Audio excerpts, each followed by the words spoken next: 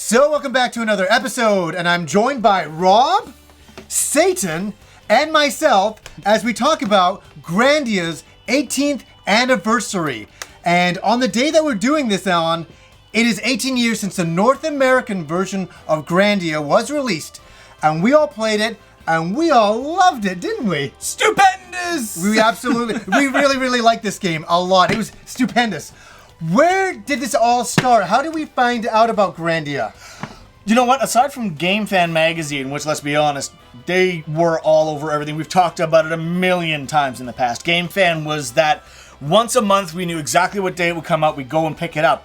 Aside from that, back in 1997, 98, I took a trip to Japan for the first time with my family, and at the local grocery store, they often in the video game section, because every grocery store has a video game section in Japan, that's the way it works, there were a bunch of flyers for games that were out or were coming out, and I remember seeing a bunch of them. I didn't have the name in English letters like this, but this kind of artwork, this imagery, it was for Grandia, and I remember picking up a few to bring home to show John, because I was just like, this looks fucking amazing, I have to, and so I brought it back and told you that I'd seen this game coming out, and I didn't know what it was, but it was an RPG. We had to look for it. Yeah, I had seen it though in Game Fan, and then you saying that you saw it all came together. Yeah. It's like, holy shit, this is this game. They were calling it a Final Fantasy killer in Japan. Like, that's what this is how they're trying to hype it up. Bold claim. The That's bold for damn claim, sure. and I think it's a great game. I don't think it needs to be a Final Fantasy killer. It's its own thing.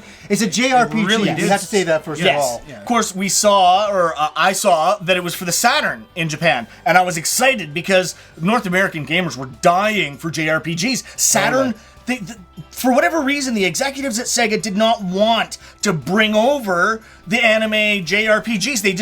They had this real thing against it. Like, they were dead set against it. I don't remember why, but they were. I think, we kept waiting for it on the Saturn because we both had ours, and we were, oh my god. It may have been because of the death of the Saturn. They're like, we're not gonna. I think, do you know what it was? The translation was ridiculous to do, and I don't think they wanted to tackle that. That's a lot. I think that's another thing. I think that might have been part of it. And the Saturn dying, it's unfortunate. Well, it was mostly that Sega, because the Dreamcast suffered the same problem under the same guy in charge in America.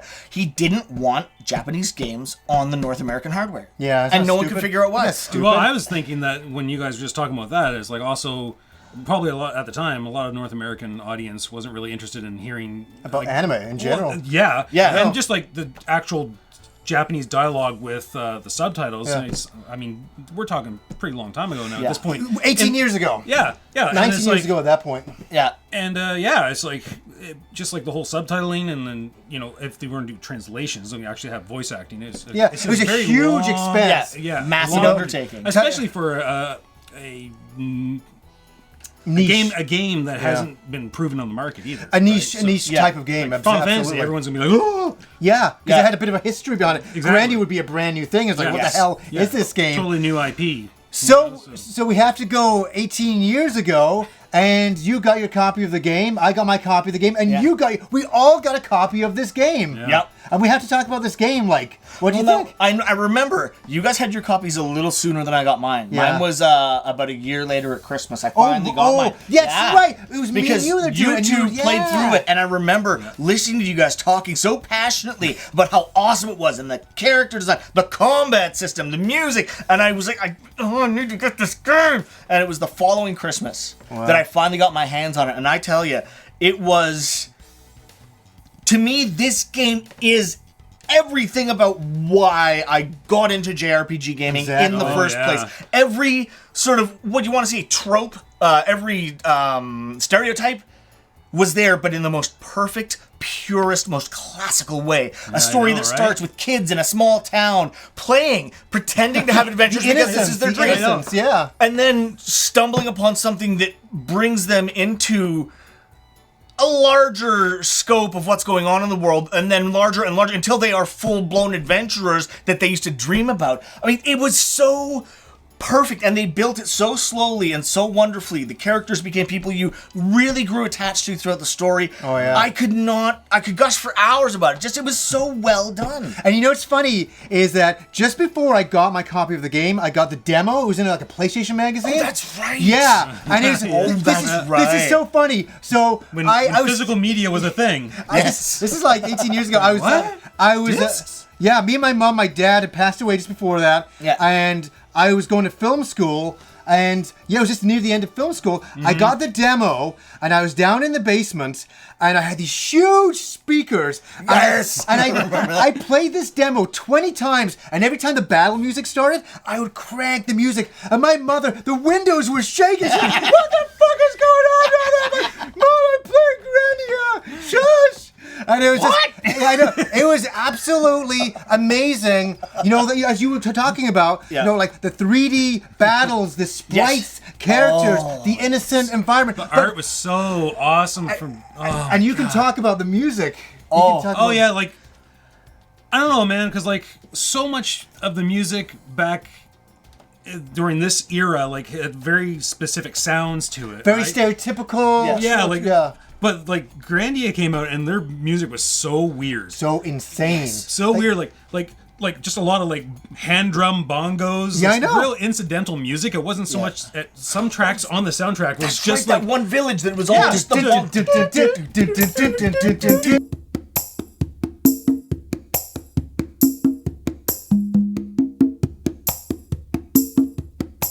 Yeah. and that's all it was. Yes. And even the music, God. even the music had like sound effects in it. Yes. It wasn't so Yes. much like that particular track I'm talking about had like bird sounds and stuff in it. And, Yeah, that was just, and we're atmos- and- more atmospheric. Yeah, yeah, than like, going yeah, around. atmospheric stuff where you're just like, okay, and like you start listening to the soundtrack and you're like, am I listening to music or is this just like a clip? Tempo, or is it Yeah, just it's atmosphere? It's just, yeah, like Yeah. it really is, like you said, like just incidental music, but it's Yeah. considered a track in the soundtrack. It's Yeah. really weird. But then like the battle music, oh my gosh. The battle, and it's like you felt Like, few every- different versions of the battle music. Yeah, which is yeah, even like more they really awesome. went out of the way to like make something really unique. Yeah. Well, because I remember so many games were all symphonic soundtracks because CD audio was new and huge. Yeah. And so getting that crystal clear symphony going was an amazing thing. And then these guys went like hard rock and crazy. Oh yeah, Way like, off left experimental center. music. It yeah, was you so just like awesome. like a battle music or like a boss music, and all of a Yeah. sudden there's like a guitar riff, and you're like, Yeah, and that's like, why you were what the cranking it. hell? Oh yeah, you're shaking the windows. But Oh, and then man. years later, we're driving down the road, like years after the game came out. I think it was like 2000, 2001, and we saw this place. We were like driving down. We used to go shopping for the day at some anime places. And we're driving down. I'm like, what is that? It's like Japanese CD store, the Sakura Media. yeah. Oh, And we yes. pulled over. I actually did a U-turn, and we pulled over, and we all ran in. Was that the first time we were ever in that store? First time we were ever in that store. We like collectively shit the bed. on I that spent $250 in CDs that day. This was the one over on Kingsway, wasn't Yes, it? yes. Right by Metrotown Mall. Yes. For those of you that don't know Vancouver, but yeah, oh my, I remember that because the car almost did like a friggin' I fishtail tried in to- the Yeah, intersection. like, full on just like Like steering drifted wheel. through, and then you parked down the side, and we all went running in. This little tiny storefront, little tiny sign at the beginning of the Sakura Media era. And this is when you couldn't download soundtracks the No. same, like, you know, Oh, yeah. everybody downloads stuff. Then, It took an hour to download a goddamn picture. yeah. Yeah, You're not downloading shit. yeah, I know. And like, yeah, like so, and like all of us old farts that reminisce about this stuff. It's like you really like that moment in Vancouver. Like this for us is like Yeah. when we discover Sakura Media, we like pulled up to it and we're just like, it's a Sakura Media. It's got some CDs. CD yeah. sales, and it has like, I think it had like some cherry blossoms, like kind of like Sakura, like Yeah. from the video game. Oh, Remember that? Sakura Wars. Sakura Wars. Yeah. Kind of like the Cherry same. blossoms kinda. Yeah, it even had the Yeah. same sort of font going on. Yeah. And yeah, so like for us, we like showed up, and it was like, you just walk into something like this, and kid in a candy store, literally, and like you said, Right, $250. I remember, and hey, it's just like, we're in the store, and I'm like, guys, they got the Symphony of the Night soundtrack. We're like, holy shit, we all bought one. I know, You know, and, it's like, and a lot Yeah. a lot of it was like this. yeah. You know, That's so, why like, Japanese writing on the side. So we're sitting there going, and we're like, Oh, yeah. like going through these aisles and aisles of like CDs that I can't read it, so I'm just looking at the pictures and I'm like, but we'd all play the games. Yes. And there's like I'm like I actually bought one from there that day. It was a Final Fantasy soundtrack. It was but it was all piano and other arrangements of like the one. Those are always gambles. Yeah, back then. and we just like picked it up. And I had like 8 tracks on it. I'm like, what is this? And it was just like all orchestrated. And for me, that was like one of my first. We used to sit and draw and listen to video game music. Yeah. All the time. Yeah. We had like stacks of CDs, and it was just like you just have it going in here, and then art would come out here. Yeah. It's just like inspiration. Oh yeah, I need to get back to that. Me too. I remember finding in there the Dracula Battle Perfect Selection CD because you had it, and it was this wicked 80s kind of hair metal remixes of Castlevania songs that I always asked you to play at your house. So good. And with the red and black I still have that. And so do I. I found it again in my collection the other day. But I remember I saw it on the shelf and I was like, I could finally stop bugging you to play it. I have my own. Yeah. Because you bought that at some shop. Like there was one copy at one time in Johan Center. It was in Parker Place. Just down the road from that. Yeah. That's right. Yeah. So it's so easy to get off on a tangent with all this stuff. Many stories. We just want to talk about how excited we were to get the music of Grandia in that store. Yes. And that was 2 box sets. Yeah, and you bought you bought the actual proper soundtrack. Yeah. But I went like, I'm just gonna go off on a tangent, and I'm gonna go over here, and I picked up another CD of it. An arranged version? I still don't know to this day, but it had a slightly different cover. Oh, was that like an audio drama thing? No.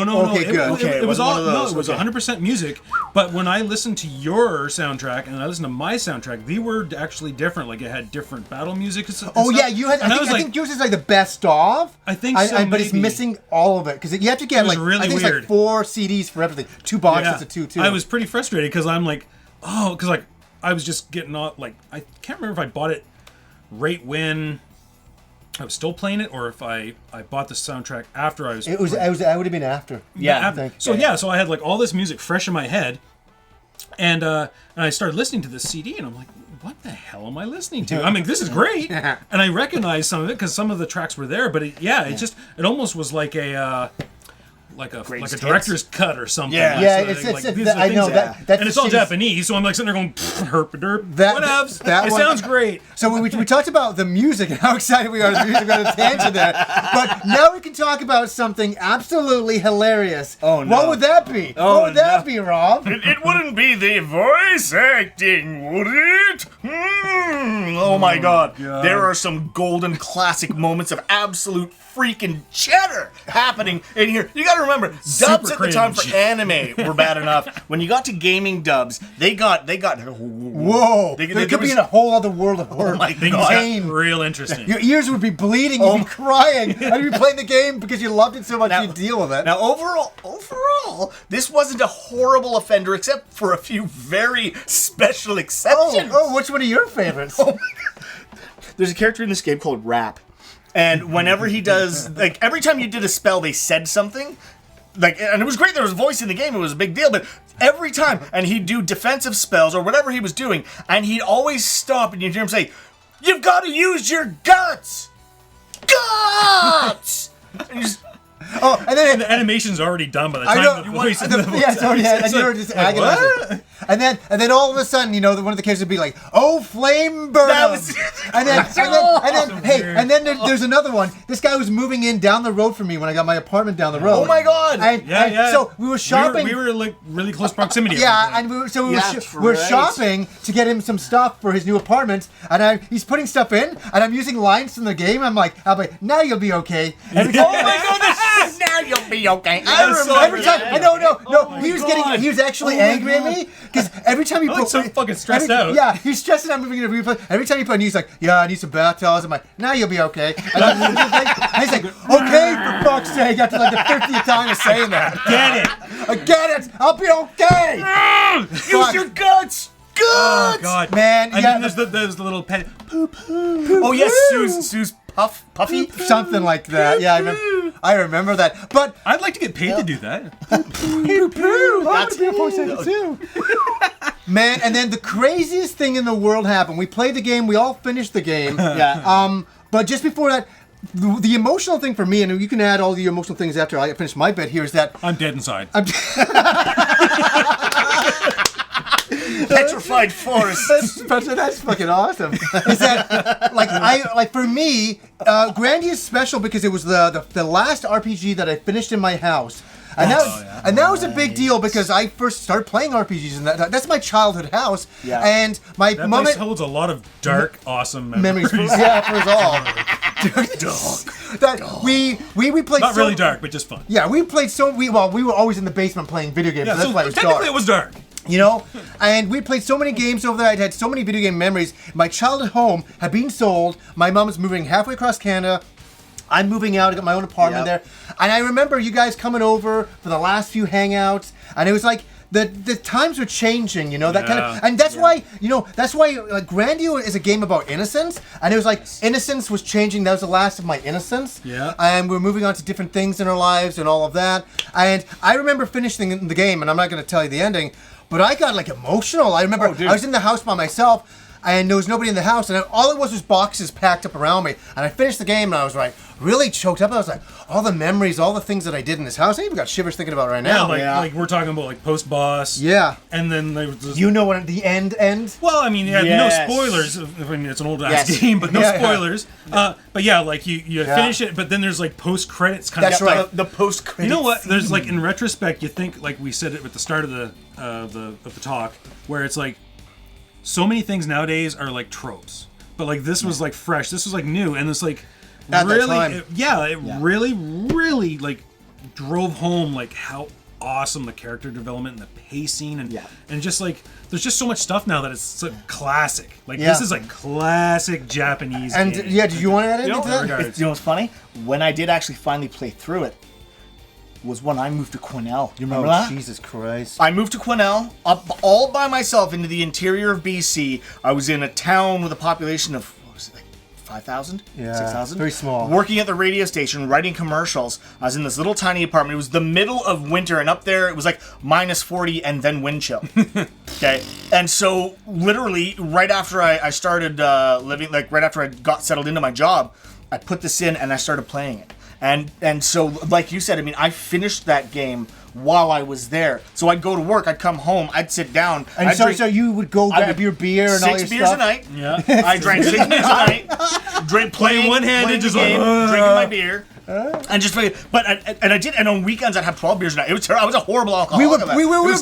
We were drinkers back in our 20s. And I was a significant amount of alcohol in our systems at any given point. No one in that town that's anywhere on the same wavelength as me. We're in a lumber mill town where all the lumber is gone. That industry's dead, and anyone that was about my age that had the similar interest moved down to Vancouver, and I've moved into town. So there's this one nerdy video gamer all by himself. Hey there! So what am I gonna do? Sit in my apartment, play and video you destroyed video games and movies up there. Like I played all the way through Seaman. I played through this. I played through. There was another couple of RPGs. And I had 300 VHS tapes of horror movies that I watched in a 4-month span.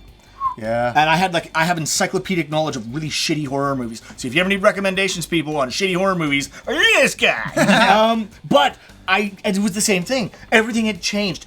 My parents had sold our home just before your folks sold theirs. At the same time. And my parents moved all the way to Vancouver out of North Delta, right downtown. Your mom moved to the other side of Canada. You were in New West. I was living in Quesnel now. Everything was all over the place. And it was this really... It really accentuated change and the loss of innocence. Yeah, a little bit. I'm trying to figure out which ditch I was living in. You're going on about this, that, and the other, and I'm like, there was a point I think I moved like 3 or 4 times in 1 year. Because I was just like working at gas stations, working at Little Caesars, working at this, that. Yeah. I moved out here to BC in like '94, and I just I worked so many odd jobs and stuff, and I just was like living the 20s lifestyle. Kind of man. Thing. And like, I don't even remember 23 to 25. That was at my basement when we were drunk. Yeah. That's pretty much it. Yeah. It was a local club we went to all the time, too. Oh, God, the Ozone. Yeah, the Ozone. Yeah, that was such a bad for Thursday Freak Nights, baby. Fuck. Punk rock night. Punk rock night, man. And then, so I'm trying to get back to Greg. I know. We can 5-hour talk. So no focus in this. No focus. So we loved the game, and then we all started working full-time, crazy jobs. Yeah. And then me and Aaron, unfortunately, you couldn't make it. We went down to Anime Expo in 2000. My God. I was so sad I missed this. So we went to Anime Expo in 2000. It is a point of shame, the rest of your kids. You shall live. I will never rub it in, but I will always rub it in. Yeah. Well, with only a slight amount of ointment, so it still burns a little. The rough skin, you know. It stings. But just a little. It was exciting because we'd never, being anime fans in like North Delta and stuff like that, we'd never met any other anime fans. So going to Anime Expo was like, oh my god, this is huge. Yeah. And it was like they brought in Japanese guests, all of that, and then something absolutely ridiculous I didn't want happened. to go to another convention after that, honestly. Do you know what? It's just like Yeah, I hear you. There's so many lineups. Lineups, but like every possible benchmark for fandom was met in that trip. But yeah, anyway. we had the best time ever, and I'm going to do an entire documentary on that. I was going to actually ask you, but it's weird if you had talked to your fans about that. Yeah, yes. if you I said I found all the footage because I took a video camera on the trip. I filmed everything. I didn't stop filming. Unfortunately. So I'm gonna put it all into a big documentary, and you can see us 18 years ago. It's ridiculous. This is gonna give a whole new meaning to found footage. It's like the anime Big Brother almost. It's wild. The video. It's kind of crazy. The video footage. I mean, we lived it. Let's put it this way: having seen the videos after, I wasn't that devastated to not be there. I'll just say that. But okay, so there's an amazing coincidence. We were walking around the Disneyland Hotel because that's where Anime Expo 2000 happens, and as we walked around the corner, all the guests of honor are there with all the translators, and we're like, oh my god, we're talking like the character designer of Evangelion and the director of Macross. A little bit of pre-story about this story. Sure. Because we were like, me and Ruts and you. Yeah. And that's my friend Andrew. Yeah. And we were just walking along. We were like out by this little bar thing, and we were just like walking through, and there's a bunch of Japanese dudes in suits. Yeah. And I'm like, well, they kind of stick out like a sore thumb right now. That's kind of funny. Wearing warm nights. And then I was just like, I just noticed, I recognized one of the gentlemen, and I just grabbed John. I was just like, I think that's the entire panel. I know. It's the entire guest panel. And then Andrew, we grabbed it. We're all like, oh my god. And we're like, we need a pint. So we all went to the bar, and we were just like, go. And then we all approached them after. And I'm very, just so you know, this is during my smoking days, very skinny, very gaunt looking. I don't look good at all. It don't matter, though. It doesn't matter. This is my friend, John. He likes you guys. He's a bit of a junkie. I know. I didn't look good then. But I remember Andrew walked up, and he's like, "Compy to everybody." I'm like, "Hey!" And then all of us positions. My legs are numb. Yes. Old man legs. Oh, here he is. My little son here. Oh, my little boy. Jesus Christ. That's way too creepy. That's way too funny. Well, creepy is my middle name. It's so fun. So, anyways, and we start talking to them, and then we're talking to this one guy. He's like, yeah, like through the translator. Oh, he did the character designs for Grandia. And we're like, what? I know. It's like, what was he there for? I can't remember. He was just there. Wasn't that Studio Gonzo Blue Submarine? Yeah, he did some stuff on that. He was hanging with that crew. I forget what else he was there for. That's a good point. I don't remember why he was specifically. I think they just introduced him as character design of Grandia, but he also did a manga and stuff like that. Yeah. So, he must have been on someone else's production. Yeah, in the documentary, I'll get into the whole details of it. But what happened is we left. We didn't see them again. You were down in like the next day in a panel room doing something else. And all of a sudden, I'm walking, and I see the character design of Grandia. And I had this artboard on me.